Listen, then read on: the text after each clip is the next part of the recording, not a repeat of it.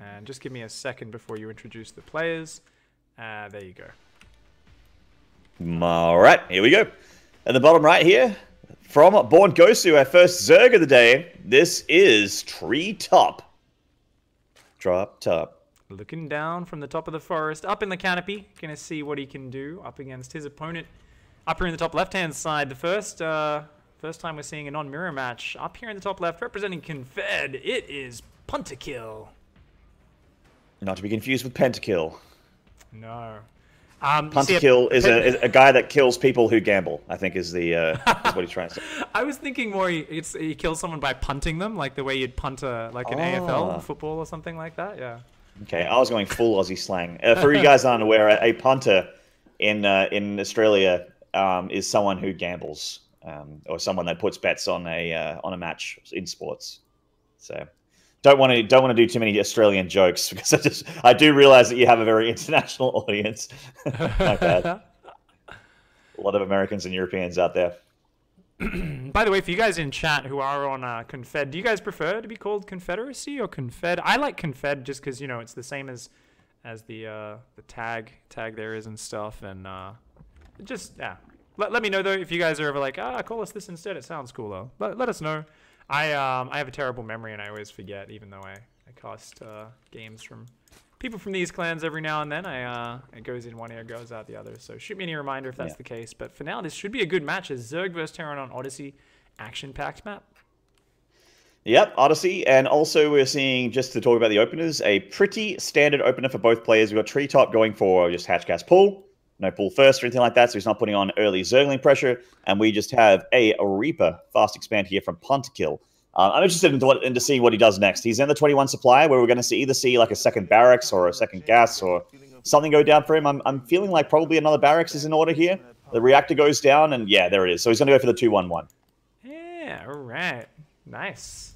Classic build order. Still see that a lot. And both guys going to be opening up very, very standard and typical here and just kind of doing their thing. Awesome. Cool. Cool. So we got, second barracks on the way, second gas on the way nice and early. So he's going to be doing that version where you get a little bit more gas. And if you want to squeeze in some Liberators or something after the 2-1-1, you can do that a little bit easier with this faster gas. So should be nice. Puntakill, going to come and look for these Zerglings. Yeah, the Zergling's getting a little bit far off creep here. Speed is a ways off. He's going to lose one of them. Second one nearly going down. But, they're kind of caught out, funnily enough. Oh, yeah, that Reaper's having a bit of fun, man. 2 kills, looking for a third. Queen's going to come out and says, no, get out of my base. And chases him off for now. Get away from our kids! I feel like, it's like the Queens are always like the really angry, kind of like trashy mom who just like shouts at everyone in like a really harsh accent. She's like, get off me lawn, eh? Get out of here. You know? Get out of here. What are you doing trying to touch my kids, mate? Well, he actually touched his creep shimmer, so managed to pick that off. It's a nice pick off there whenever the Reaper manages to get that. Treetop's Queen still keeping these Zerglings safe. Spreading creep in the main to connect the main and the natural. Very, very important if Hellion a clock ever comes down. This is interesting from Puntakill. It looks like a 2-1-1, but he's actually making Marauders. Yeah. You don't see that every day. Oh, man. Could be some surprising fierce attack potentially coming off that. It's going to be... it is the reactor in the factory going down, so it could still just be a 2-on-1, but with a couple Marauders mixed in. You know, would still be a very similar sort of timing attack. Of course, we are up into the diamond range of games now. We've done we've done the gold game to start. We've done the one of the platinums. My God, my brain is off. You can do it. And then, Jesus, what the hell is wrong with my brain today? Wow. Basically, this should be the Diamond 2 or 3 game, I believe. Yes, yeah. I think we did the gold game to start off with. We did a platinum game, and then we missed the next platinum game. Yeah. And then we're into diamond level. So the next one will be diamond. It's going to be any diamond league. This should be diamond 2 or diamond 3. There we go. Thanks, Maynard. Correct. Big save. I need you by my side, baby. Without you, I'd be nothing. I'd be lost without you. Be lost without you. Great song. I think it's Delta. I can't remember. Yes. But we have +1 attack on the way here for Treetop for those links. Going to make them nom a little bit quicker. And yeah, this is just so interesting here from Punterkill. He's going for double engineering bay, getting his third, and just making Marauders and Marines just quickly on 2 bases here. This is not. I fully expected the double medevac 16 Marine drop. I think this works out really well. Like, this is one of these times where I like it when people just kind of play their own way, which is like makes sense to them. And I think this actually like still is really quite efficient. Like, all of the generally right things are being done by Punterkill. So I actually really like this. It's just like, yeah, I just like having a few Marauders in there. It gives you a bit more meat, makes your army a little bit more like less reliant on you having like the sickest Marine focus fire and like the sickest like hot pickup micro, because you just got a bit more tankiness in there. So gonna make this a little bit easier for Punterkill to micro, and we'll do a lot more damage to buildings as well, or any roaches that are out. I gotta say, Punterkill's natural though is extremely vulnerable. The lack of wall in here, lack of bunker or something like that, a Zergling run by would actually kill him. Like, that natural is in a lot of trouble. He has the Marauders here. They're not at the front, so they're going to be good against things like Banelings. But look at these queens. That is just so many queens. That is like that is a lot of angry mums right there, and you do not want to mess with that many angry mums. That actually would have Snoot going, dude, that's too many queens, and that's saying a lot. That's saying a lot. I don't think I've ever heard those words come out of Snoot's mouth, but he might actually say that right now. You'd be like, whoa, that's like Terran will never even attack you if you build that many queens. That's badass right there. Yeah, I mean, there's not a whole lot a Terran can do when there's that many queens. That said, though, they're not exactly, like, spread out, and they're not actually injecting all the hatcheries either. The natural and the third haven't been injected for a little while, so that is a small blunder. And they're not in position to defend this fast fourth base. If he got away with this would have been awesome, but Punter finds it and is like, hells no, you can't get a fourth that early, you greedy Zerg. Comes in here with a nice stim, takes out a couple of creep tumors as well. Behind this, there's no pressure on Punter, so he's actually getting his third down already. So I think Treetop here maybe letting Punter keep up with him in this macro, despite Punter not really having any defense prepared at home to defend counterattacks. Oh, and all the queens are down here on the very, very out of position third base, and he's going to drop these Marines into the natural and get some drones. He's not pulling the drones off the line just yet. He's going to lose quite a few here, actually. 9 workers have gone down.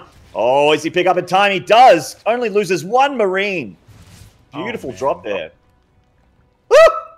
Lots of queens.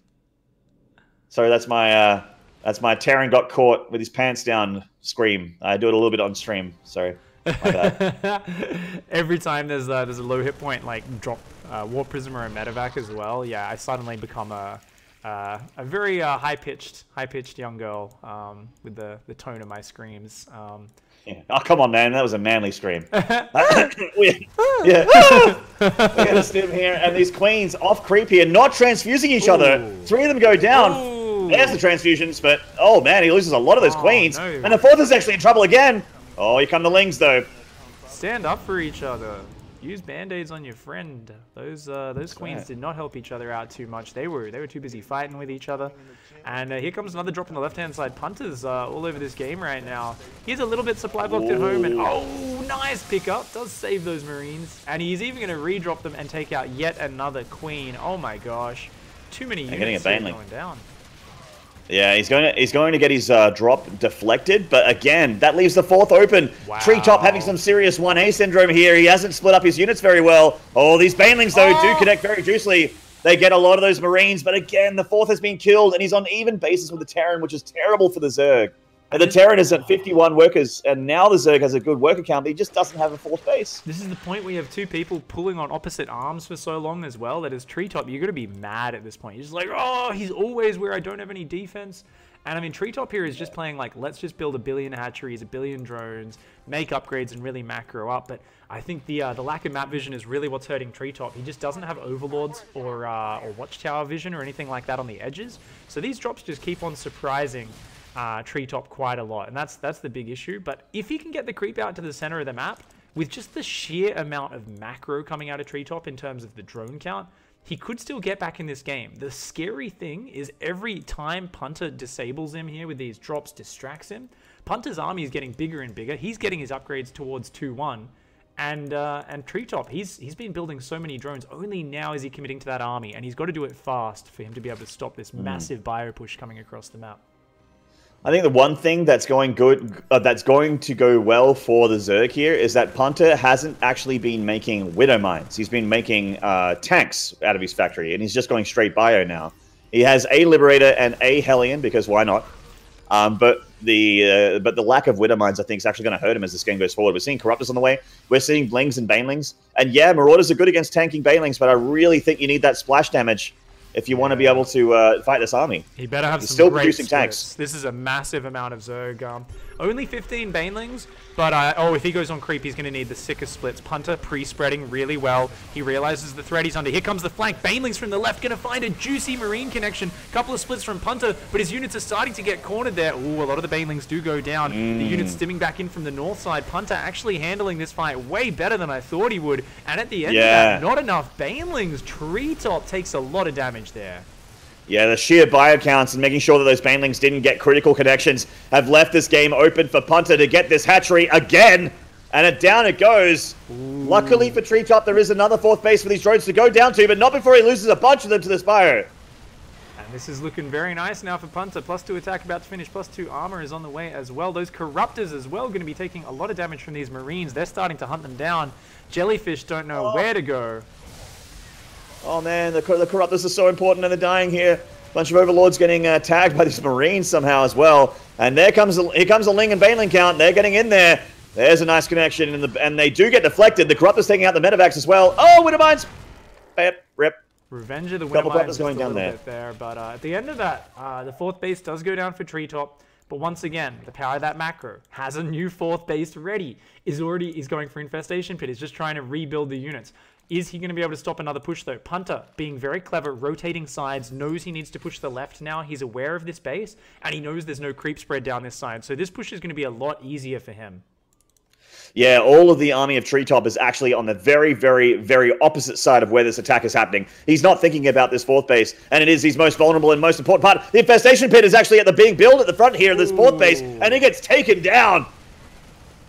How does he engage this pig? I don't even know if he can. His units are trickling in a little bit as well. They're taking tank fire already without really engaging, trying to jump on top of these Marines, but Punter kills. Pre-spreads are incredible and always reacting. Each time I think Banelings are about to connect with Marines, the Marines actually pull back, spread. The Banelings crash ineffectively into a couple of Marauders. Punter has been on point with the pre-spreads, with the reactions, and here, a mixture of multi-dropping and just good frontal spreads, good pushes. Punter kill, tearing Treetop apart, and Treetop with the powerful macro, unfortunately, I think just taking a little bit too much damage from those early drops, not quite having the vision to shut them down, and Treetop's going to come in with one last desperate attempt to hold on. Looks like he will be able to defend the 3rd against the 1st wave, but the reinforcements roll in, and that's going to be a little bit too much.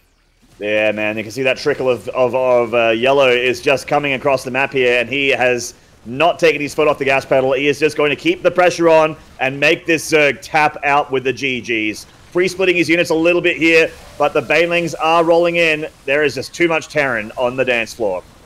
Yeah, they're having a party right now. Disco Town on Odyssey. Punterkill takes it. 3-1 lead for Confed. Sick. Yeah, so that puts him on match point, right? Yep. Of course, we'll cast all the games no matter what, as they all did get played out. But would be more exciting if hopefully BornGosu bring back the next one. We'll have to find out. Oh no, I forgot to Alt F4. Quick. Oh no. Oh no. Screens. You guys don't have to just stare at my face. And cool. All right, we're gonna get into this next one. So it's been a pretty action-packed series so far. It's kind of funny. I feel like most games we've been seeing the clash between a super defensive macro-oriented player and like a super aggressive in-your-face player who's maybe not macroing quite as hard, but it's kind of much more focused on the micro. And I think Punter there was like probably the best mixture of aggression and macro we've seen so far, and that like he like didn't really float too many resources, but he just kept dropping for like 2-3 minutes straight. Denied the 4th. Was that like 3 times? Yeah, I want to say 3 times. Like that 4th was just never gonna live. He made sure that never happened. And the Sisterhood of the Traveling Queens got blasted to pieces like multiple times. Man, it was not too comfortable for Treetop, but you know, we all do have those games where unfortunately we don't quite manage to get out there. But we are going to be going to the next one. Are you ready, my man? Oh, I'm ready, baby. You ready? All right, let's go. 3, 2, 1, and play.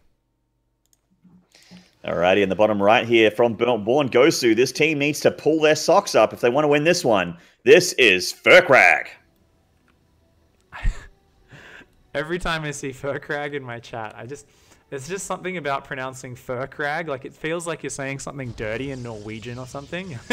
You bloody Furkrag. It's like, oh my god. And his opponent up here in the top left-hand side, representing Confed, looking for that match point. It is Broketail. With those new skins on those drones, that war chest skin.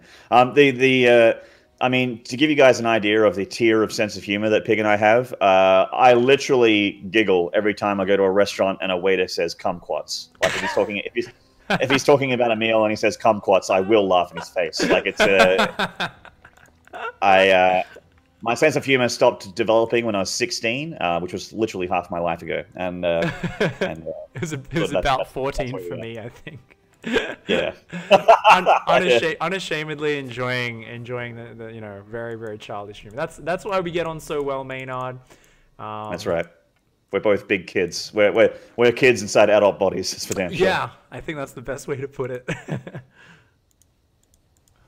Oh man, this is gonna be a good one. So there's a bit of pressure that comes on when you're on I guess match point here for your team, but who knows? These guys might not have realized it is on that point when they were playing. So I'm sure both players are just going to bring out their A game. It is the finals. Everyone wants to win in that big important match of the season.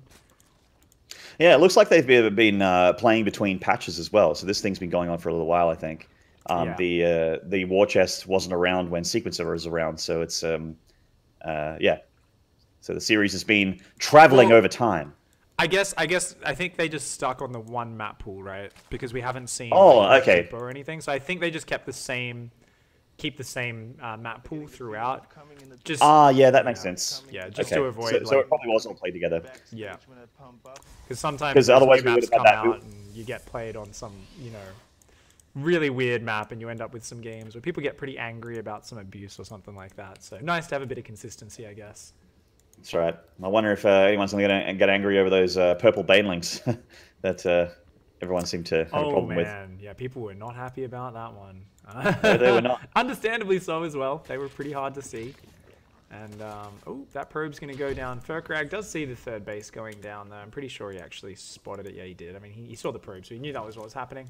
And it's going to be Stargate here for Protoss, so probably some Oracle play from Furkrag. I'd love to see some stasis traps coming in, potentially. I got to say, there is no worse feeling as a Zerg than looking back at your Mineral Line and seeing a Queen and 8 drones frozen in place. And not to mention, the absolute worst one of all, a couple of Overlords frozen in the egg just before they pop, and you being supply blocked for the next 30 seconds. Like, there is nothing that makes you rage more than that. It's like, you can actually freeze my supply buildings just before they pop and ruin my entire production. Oh my god, it's so powerful if that happens. Yeah, absolutely. I actually love the use of stasis wards. I don't see it a whole lot in Diamond. They generally want to go for the laser beams, but definitely in pro play, stasis wards have been quite clutch. I saw it a lot from Hero against Rogue and that sort of thing in like recent finals. But we're seeing that the Adepts are trying to get across the map, seeing what they can get done. But of course, a bunch of speedlings here for Broketail. Going to make sure that Adept has to pay the price here. She did a nice little dance there. Survived a bit longer than I thought she would. But at the end of the day, too many Zerglings do manage to claw her to pieces. Of course, trying to defend their drones. They are going to spot the Oracle coming across. Spore Crawlers are only just now starting. So this Oracle will have a chance to kill a handful of workers here. And the Oracle actually changes targets. Goes towards the natural/third base. Zerglings counterattacking the wall. Mothership Core and Adept will defend. Oracle comes into that natural, but the Spore's about to finish. And Furkrag, I think, does miss an opportunity to get a couple of worker kills in the main. Is just probably going to go for the Revelation or... Oh! Takes a lot of damage on that Oracle. Gonna have to regenerate shields. I think might have been going for a stasis trap there. Yeah, quite possibly. So the Oracle hasn't actually done anything with its energy just yet. Getting a bit of a scouting information, I suppose. But meanwhile, the scouting information for Broketail is even more comprehensive. These Speed Overlords just dive straight in there. They see the Stargate. They see the gateway count. And he knows he's just on 3 gateways. He's just on one Stargate. He sees the pylons. He knows there's no proxies. And Furkrag's going for... after making a Phoenix, he's making a Void Ray. I'm Double the guessing Overlord for Overlord killage? sniping. Yeah, I Yeah, guess. double Overlord killing. I guess that stops roach pushes as well. Usually you just go one or the other, but we're gonna have to see. Might even be like get a few Void Rays out, go up to Sky Toss. There's always every time I see a Void Ray, I think it's just like I've been traumatized to think like this guy might build carriers now. Like it's just in the back of my head, and it's probably the same for Broketail if he's been playing ladder at all in the last 6 months. Like you see more than one flying unit, you start to worry a little bit. But for now, nice clean up on these Zerglings. I'd say that Broketail probably practices a fair bit, just judging by his games. He's very, very solid macro-wise. We can see that he is droning very heavily here. He knows he's safe. And it looks like he's probably going to go for, once that lair finishes, drop a Hydra Den, start to get the Ling and Hydra count up, and feel a lot more safer against any kind of Protoss-flavored aggression. Looks like it's going to be a mass Roach Roach Hydra Warren! as well. What? Hydra Den as well, so I reckon just like the meaty Roach Hydra. This is so sick if your opponent doesn't go for a higher mortal count.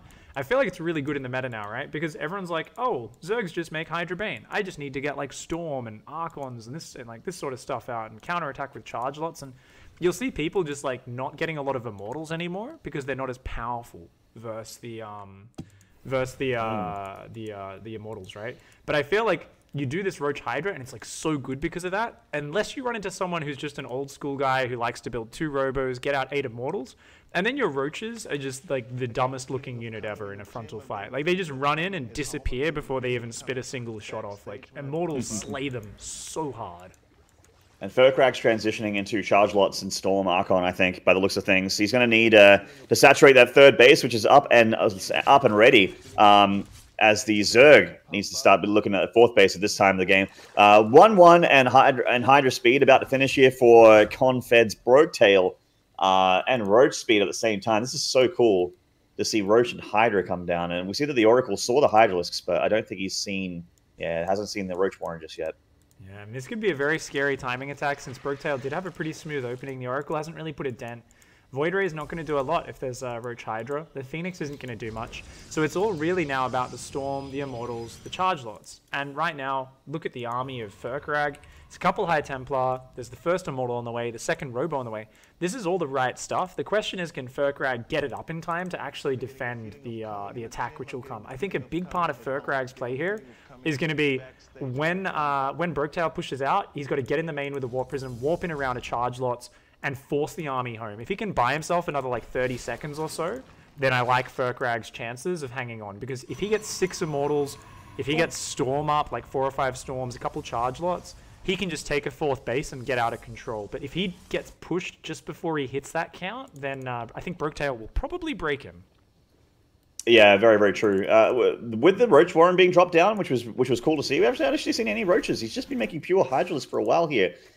So not gearing up for any kind of attack, because I think, if you're going to go for an attack, you'd start to see those Roaches for those meat shields. But he's just being really defensive here, just sitting back on creep, just chilling, taking shots at the Oracle. Nice charge lot warp in, but Hydras are going to get the Prism. He's losing a lot of drones. Wow. The Prism's actually going to get out of there. Great micro from Furkrag, and his Zealot's tearing up the worker line. He's already killed 9 drones.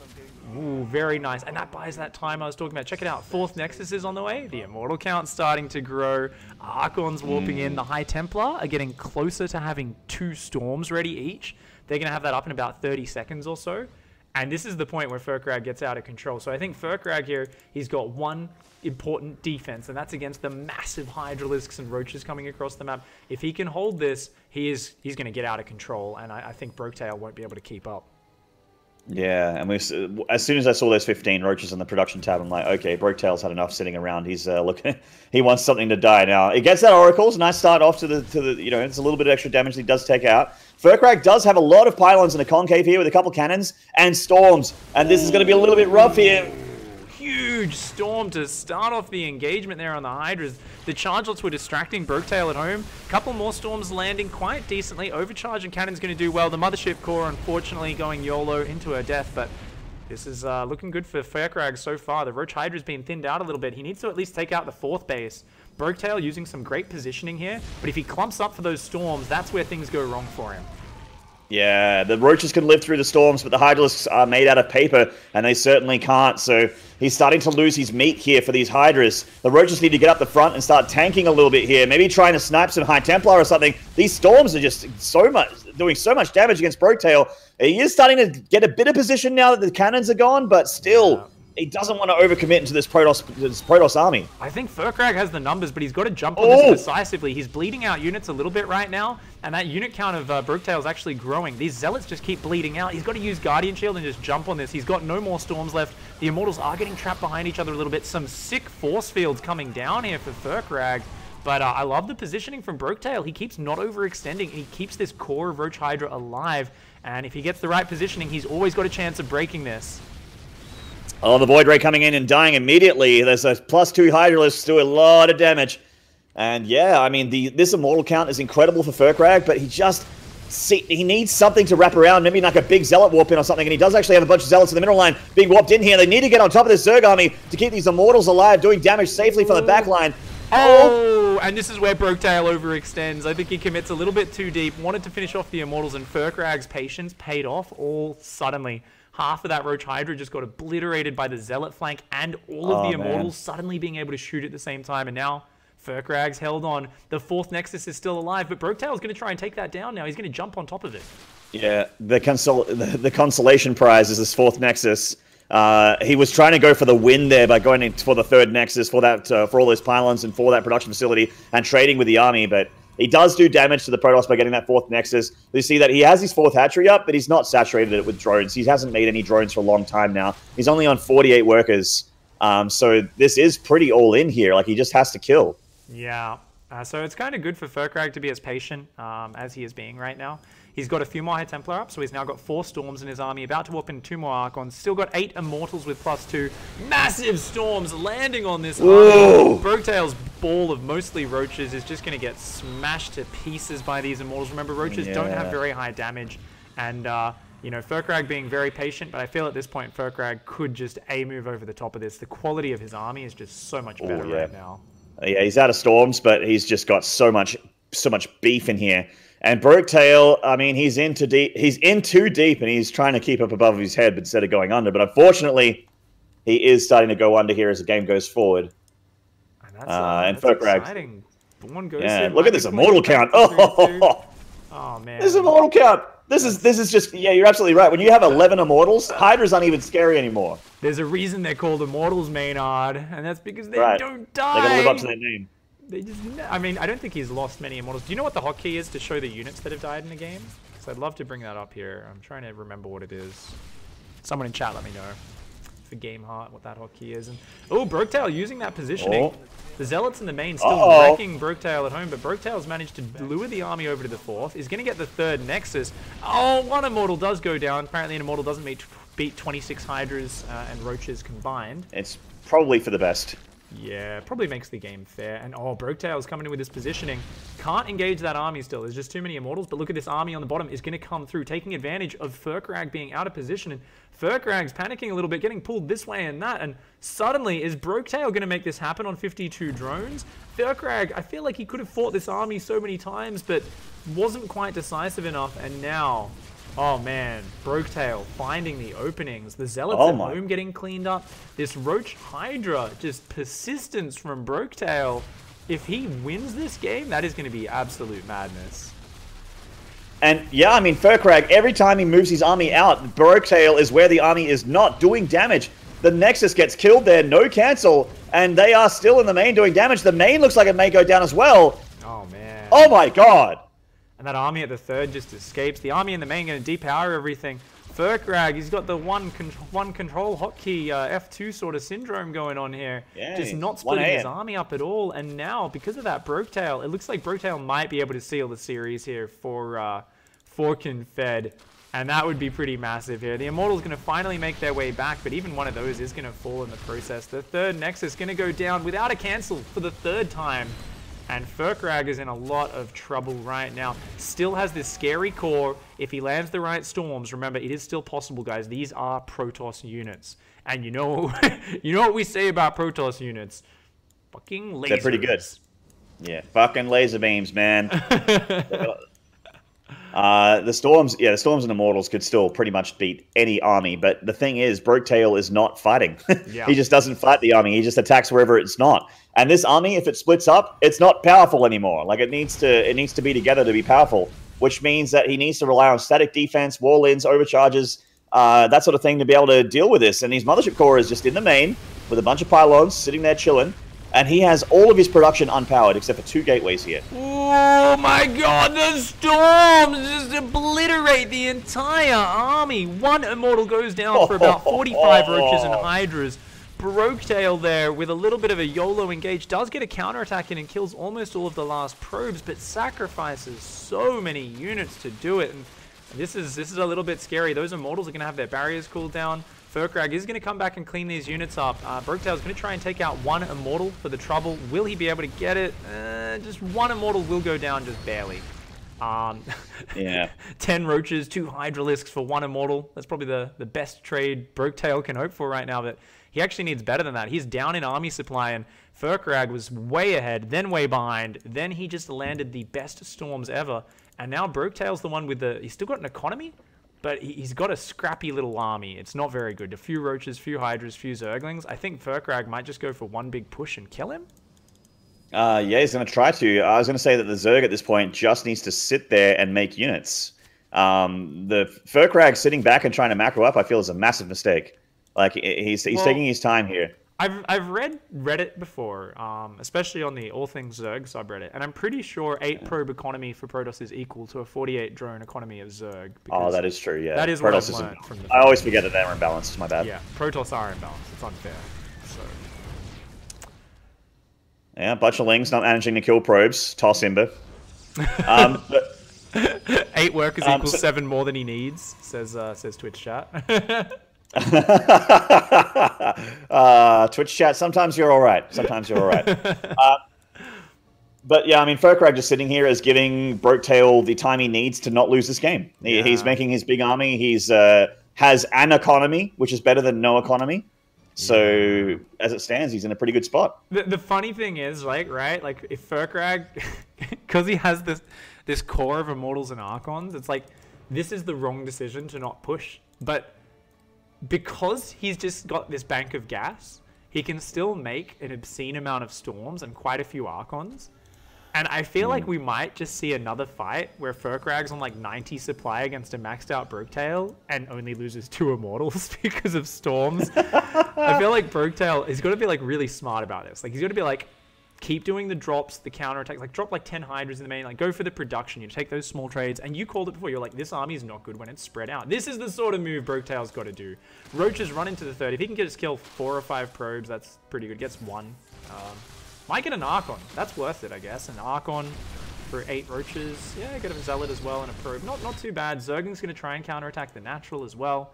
And the probe not quite on hold position. Oh, no. Ugh. In they go.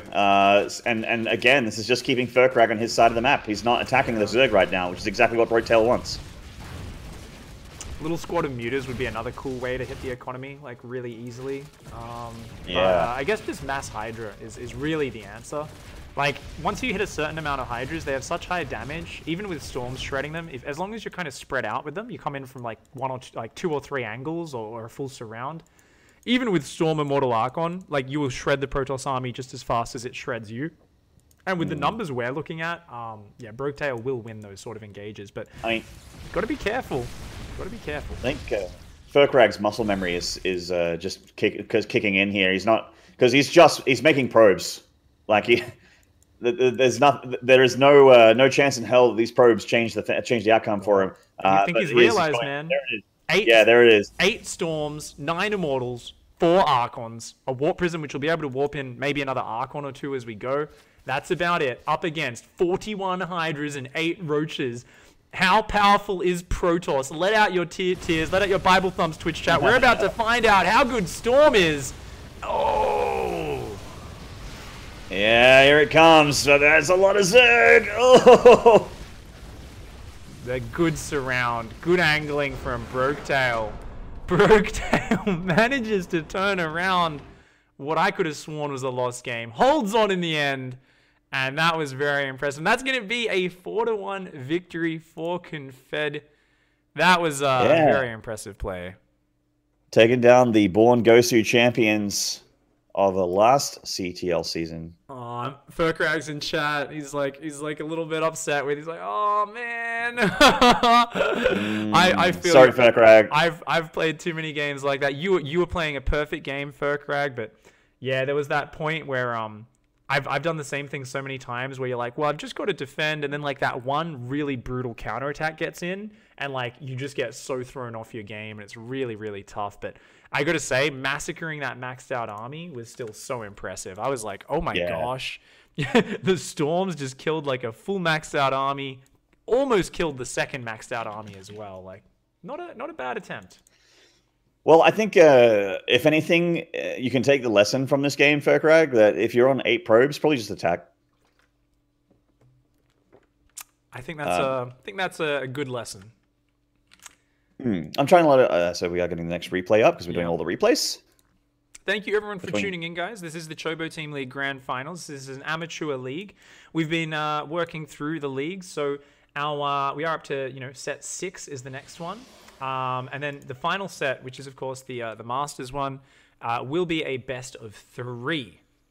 So that should be really fun. So even though we know the score, we know that Confed has managed to take Confed are the winners. Yep. So that was 4-1, I believe, right? Yep, yeah, that's the one. So we are on number 6. You ready to go? I am ready. Okay, let me let my scene load up as for whenever it loads into an old version. It takes a few seconds. Here we go. All right, you ready? 3, 2, 1, and go. All right, in the top left here from the winning team, this is Confed's Kira. And facing off against Kira down here in the bottom right-hand side, the blue Zerg player representing BornGosu, it is Souls King. Souls King. Not the Souls boss, but the